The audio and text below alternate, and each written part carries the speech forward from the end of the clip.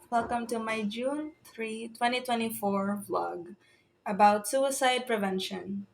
I have my sister here as my first interviewee, and she's gonna answer all of these questions.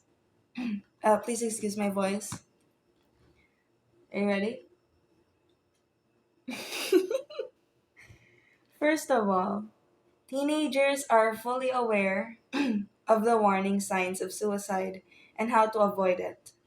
According to the reports, the number of suicides among teenagers is increasing.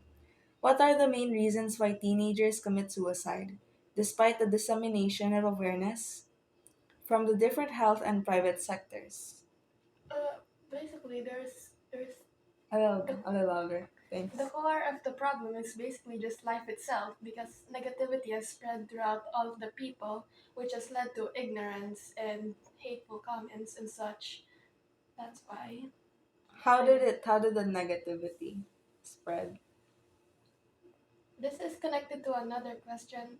Basically, social media, gossip, bullying, and others. Yeah, people got mean recently, didn't they? Yeah. They're more mean now.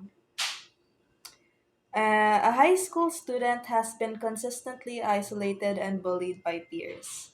They show signs of withdrawal, changes in behavior, and declining academic performance. How can educators, parents, and students work together to identify and address signs of social isolation and bullying? Basically, I remember that in my old school, you had these little forms that you could talk about the things you've experienced, and one of Mm-hmm. them was bullying. So I think that maybe most of the schools should have them so students can talk about what's going on with their lives without being awkward and Oh. such. In my old school, personally, we had a actually trained therapist working there. So I think that would also help instead of just teachers asking you questions and listening to you. I think we should have like actually professionally trained therapists as like guidance counselors, right? Number three, a young adult is experiencing cyberbullying and negative influences on social media. They are expressing feelings of hopelessness and despair online. How can social media platforms contribute to mental health issues? And what are the responsibilities do these platforms have in addressing cyberbullying? Uh, this is part of my answer in question one, Mm-hmm. the negativity, because media, it has a lot of things. It can be positive, neutral, and even hateful. Mm-hmm. So when the things you've seen are mostly hateful, it will begin to affect your life because that's how humanity is. It's a bit like a hive mind. It Yeah. affects others. If you're constantly surrounded by negative things, you become negative. And when you're constantly surrounded by positive things, you become positive, right? Do you think social media has is responsible for this? Or like do they have to take accountability for this per se? Mm, Probably take accountability, Yeah, but most of the blame will be on the people using it. yeah. Yeah. In your perspective, how will you conquer mental issues in order for you to avoid committing suicide? Um, let's see. That's a hard one. That's a hard one. Just basically, there's just like on the other question. There's also a lot of positivity in social media, so you should probably stick to that. And you should probably schedule a therapist or at least someone you can talk to about your Yeah. problems because the burden is heavy, but if you like take one piece at a time, maybe it will become lighter. Yeah, and you can't do it on your own. Yeah. Yeah, we know that, well. The mental illness is strong with this one. Okay, thank you for your time. That's all the questions I have for this vlog, and thank you for listening. I will give the stage now to my other interviewees. Okay, to answer that question, um, peers my peers, my teachers, parents could work together to form a convention. One, because in my old school, which I will also be able to adapt to other places, um, that could be one solution to if ever I have a peer that's that having yung withdrawal. So we might be able to work on conventions because one, it informs my peers, other people. They might be able to share it to other people. That's one. Two, to whoever is uh like part of that group, like there are some bullies or some people, I mean, it's common on every school, like there are some bullies, or like there's some groups who really are active on doing that. So it's a heads up for them, because it doesn't make them cool, really. And if ever I have a peer who's being constantly bullied, I would really stand up for him. And also, like, it's not cool. It doesn't make them cool, because they might be the reason why this person might commit suicide. So that might haunt them. I would really say that for me. So okay, to answer the third question, cyberbullying is common right now in our time, really, especially during the pandemic. I have seen a lot of hateful posts, really. So in our generation, social media is being used by almost everybody, and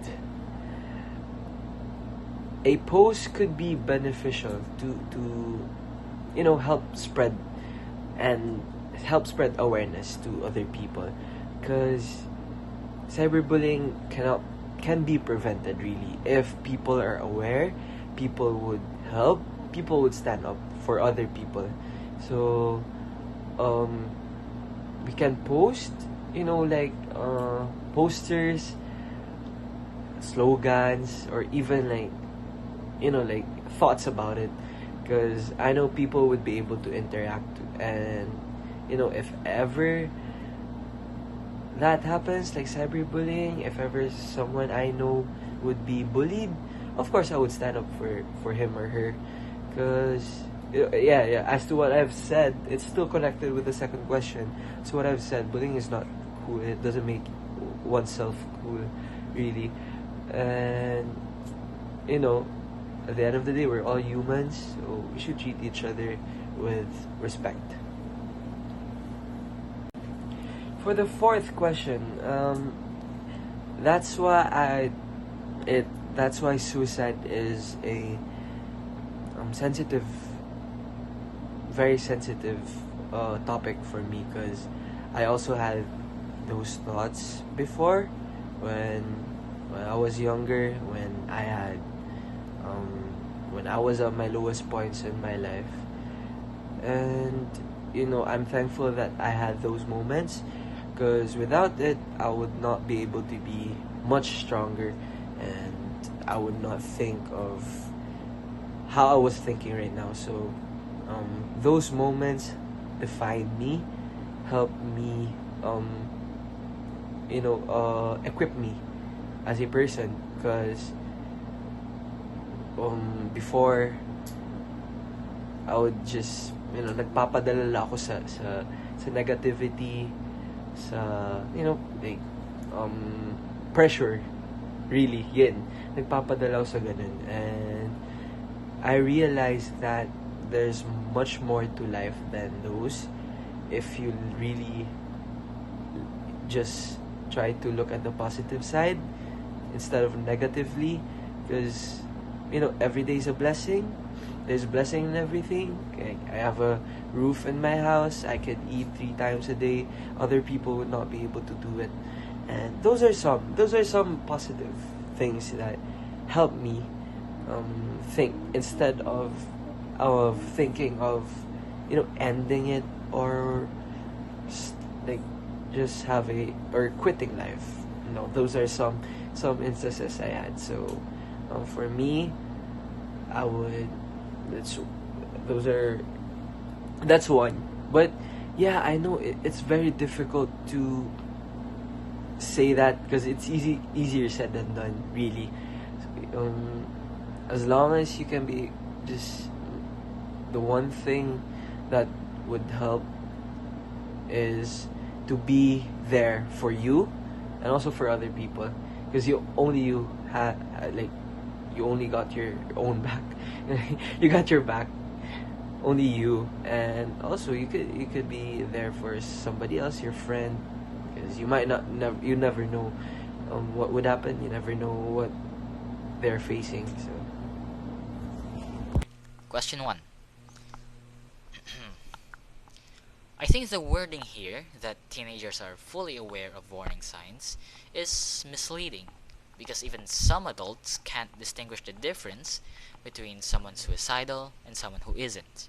And even then, these warning signs don't immediately show themselves, or can only be realized in hindsight, or can certain people can hide these signs very well.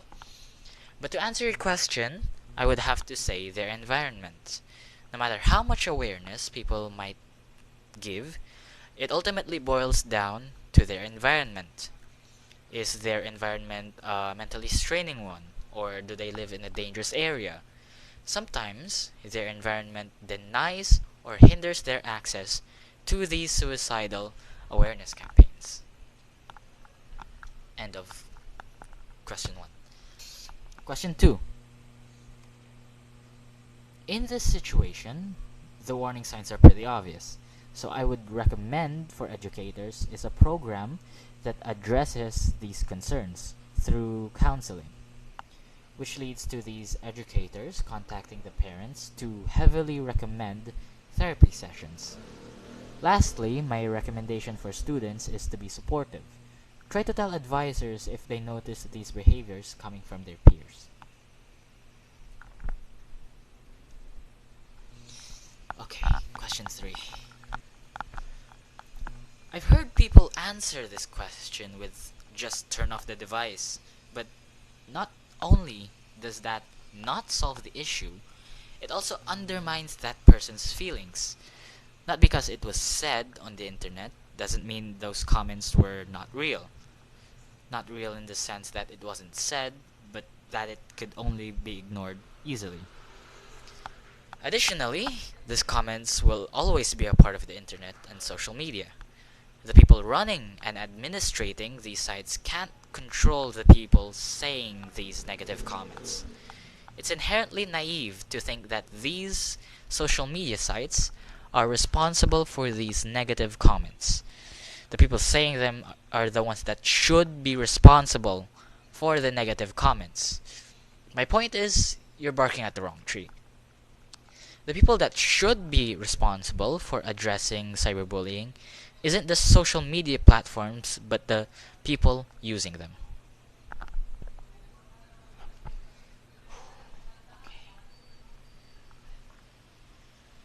Question 4.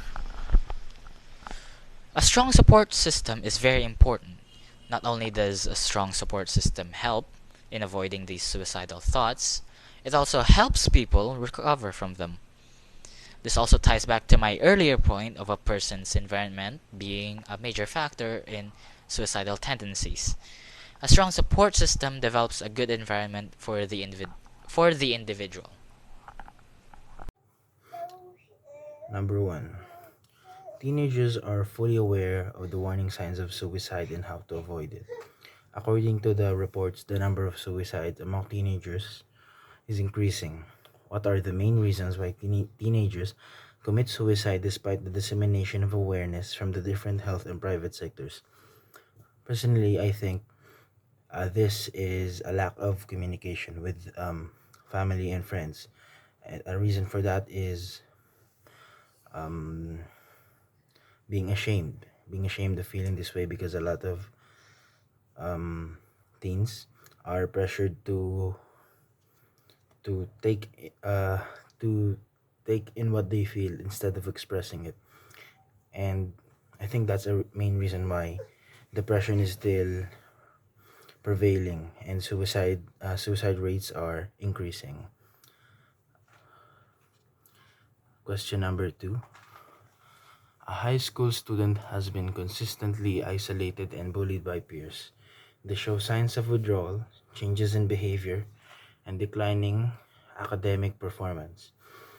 How can educators, parents, and students um, work together to identify and address signs of social isolation and bullying? In my opinion, I think that educators can promote and let's say promote talking about mental health. In my old school, what my school did was did a monthly mental health check within students, and I think in some way it does help. But a lot of teens are still ashamed of it, so it helps 50% of the time, but mostly no. What parents can do in this situation is to sim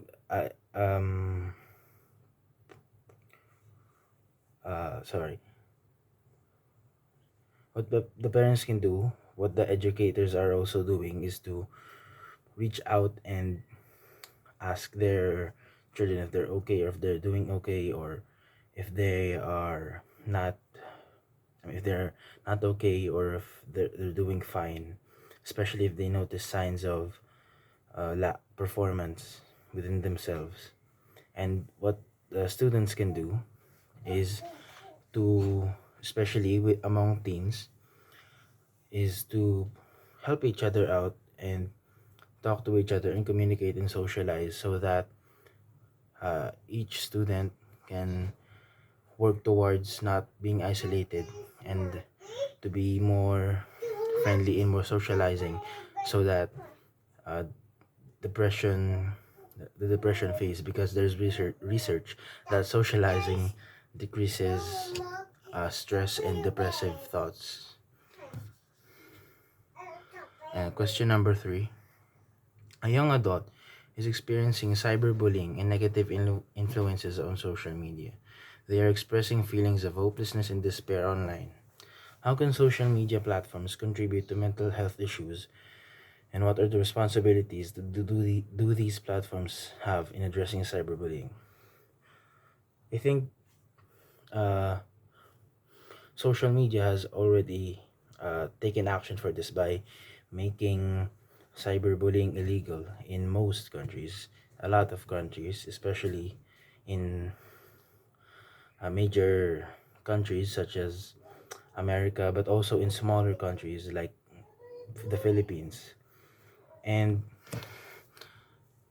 this is very important because social media is very important, but it can also be very dangerous if used incorrectly, like in this example.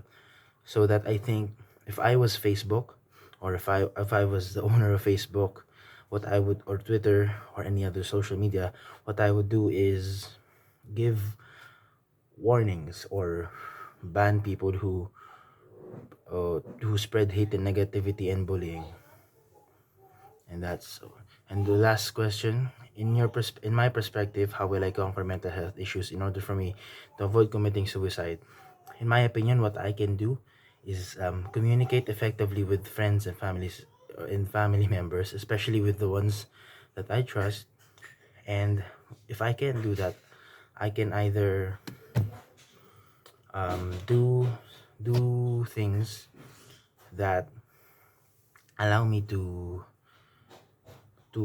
work myself physically, to basically not stay in that mentality, to exercise and do something else, etc. That's all. Thank you. Teenagers are fully aware of the warning signs of suicide and how to avoid it. According to the reports, the number of suicides among teenagers is increasing. What are the main reasons why teenagers commit suicide despite the dissemination of awareness from the different health and private sectors. There are many reasons why teenagers commit suicide despite being aware of the warning signs. Some of the main reasons can be the feeling of hopelessness, isolation, and being disconnected from other people. This can also be part of the mental health of the said teenager, since adolescence is an important part of our life, and this is when we get to hang out with people, develop, well, I mean, find who we are as a person. And if somehow you feel disconnected, there's gonna be this conflict happening within you, and that could bring a negative impact. So the second one is experiencing bullying and abuse or trauma, since I think uh mental health can also come between this, because trauma and abuse, that's one of the main reasons why someone could commit suicide. And experiencing bullying, there is a ton of movies that can not exactly prove, but can show the point why bullying can cause suicide. Because bullying doesn't exactly mean that they're just hurting you physically. Uh, One of the most important thing is someone hurting you emotionally, because that can be hard to fix. So the third one is dealing with significant stress or pressure, such as academic or family related problems. So this is about having problems with your family, friends, academic pressure, and with because a human is like a bottle. If you get filled, dadating yung oras na sasabog ka din. And with the pressure, by not meeting the standards that your family or yourself that has been set, you'll get emotionally drained, and by that it'll be hard to get on your feet again. So the next one is experiencing major life change, such as the death of a loved one or a family member. That can also be a reason, since if you're like isolated, you don't have anyone, and that person who died being the only one that you can find comfort in and support, it'll be hard, since you don't have anyone anymore. Why that sounded. So the last one is the lack of access to support and help from their peers and authority figures. Mental health has always been a big thing to us, especially now, teenagers. I'm glad that we are putting more awareness on this, because back in the day, if you say like you're depressed, your mom is probably gonna tell you just go to church or something. So the lack of support is also, I mean, can also be part of being hopeless, since you won't be able to realize stuff that yung mga bagay na hindi mo naiisip, oh, na this person cares about me, and somehow parang ayoko na to gawin. I mean, suicide isn't something that you can take lightly, but with the proper help of a psychologist, someone that is specialized in that, I feel like you can, yeah, you'll be able to go through it. And that's all. So the second one is a high school student has been consistently isolated and bullied by peers. They show signs of withdrawal, changes in behavior, and declining academic performance. How can educators, parents, and Students work together to identify and address signs of social isolation and bullying. So for educators, I think for teachers, they should create a safe place and supportive classroom for all of their students. And by vigilantly monitoring the classroom, because if the teacher, for example, the main figure that's supposed to be out looking out on everyone, is not caring, uh this thing is going to continue happening, and eventually something is going to happen to that student that is being bullied. So by creating a safe place and vigilantly monitoring the classroom, I think, yeah, that's, I feel like, not gonna work, but it can be a solution. So for the parents, uh the parents should also create a safe place, because if school doesn't work, I I mean school should work. School should be a safe place for students too.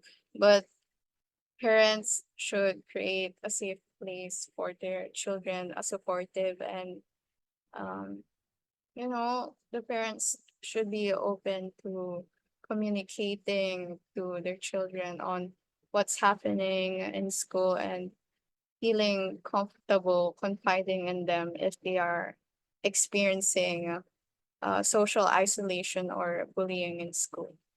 And for the students, I guess the students can also take an active role in looking out for each other. Because if you see someone getting bullied and you're just sitting there doing nothing,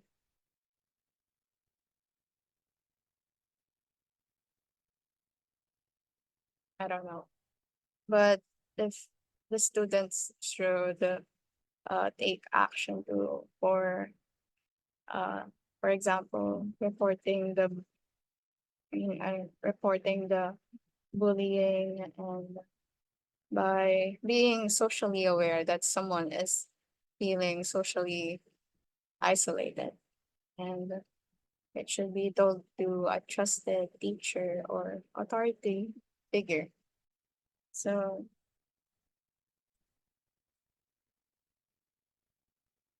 oh, so, so the third one is a young adult is experiencing cyberbullying and negative influences on social media. They are experiencing feelings of hopelessness and despair online. How can social media platforms contribute to mental health issues, and what are the responsibilities do these platforms have in addressing cyberbullying? So I think one of the reasons that social media can contribute to the mental health issues of the people in such ways. Number one is the unrealistic beauty standards that is set for not only but mostly women. And that can be scarring, especially to teenagers that are still developing, and seeing these people that had been undergoing, that have went under the knife just to get the looks that they want, and they're gonna go to they're gonna go online recording a video and saying that it's all natural. That can really mess up someone's mental health. Especially teenagers, since we're in this phase that uh, we constantly compare ourselves to the people we see online, and that can cause effects that we can never like we can never ano again. Hindi na natin pwede balikan. So number two is probably encouraging comparison and competition among users, like the first one, since there are times that we like to compare our lifestyles to the people that we see online, not just by looks, since I feel like there are a ton of people who fake their lifestyles online just to, you know, just for them to do better, I guess, just for them to be higher than the regular person. And that can bring competition among the users, and cyberbullying can also happen within that. And also, I would like to add that um, bullying online is relentless because you're behind the screen and you can really say anything you want, and that can cause, um, you know, trauma to someone. And another one is the false information everywhere. Yeah, that's kind of crazy. I don't know someone who's easily swayed by the stuff that they see online, but there are people, there are people, and like creating an echo chamber for everything, which can limit the um alternative perspectives, I guess. Because if someone says that this thing is good, you're automatically going to think. I mean, if someone says this thing is good and everyone is gonna jump on that, your own opinion isn't gonna matter. As long as that thing and everyone else's thinks that it's good, your own opinion doesn't matter anymore because I don't know, individuality doesn't exist online. So in terms of the responsibilities of social media platforms in addressing cyberbullying, cyberbullying is probably they need to prioritize the safety of the users and regular monitoring, the moderating of content. So I hope that happens because looking at our social media platforms today, I think everyone is just, I mean, the creators are just getting lazy. And I also think that we should put the matter in our own hands. Like, if you think that you're consuming too much media, you need to stop. You need to take a break. Yeah. So,